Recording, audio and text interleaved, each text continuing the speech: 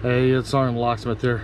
We're going to do a quick video here on changing the battery on your 4-button remote.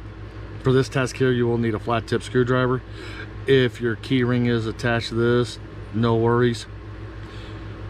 You can use that for your advantage. On the back of the remote, you'll notice you have a little tab. That is to release your emergency key.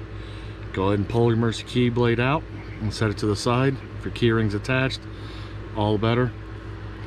Now, if you look in the remote, you'll have this little indentation here, a little indentation here.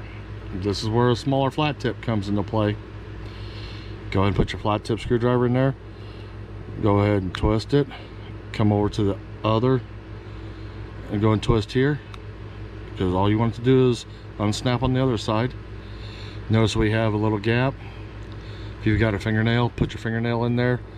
If not, you can use a credit card, something plastic. I do not like using the flat tip because it will mar up the remote, and with this being a new remote or a customer's remote, we don't want to do that.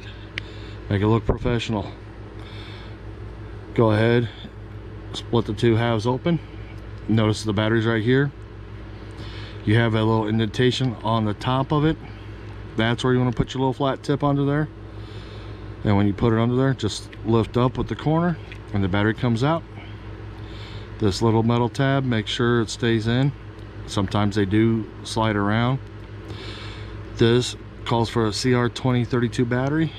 We're using new remotes for these demos, so we'll turn around and replace the same battery with what we took out. Put it in, and when you put it in, you noticed I pushed against there first. That's the pressure that keeps the battery in. Take the two halves, we're going to put them together and gently squeeze. And you notice the remote's together now. Go and put your emergency key back in. And there you go. You've just changed your battery. Thanks again for watching SgtLocksmith.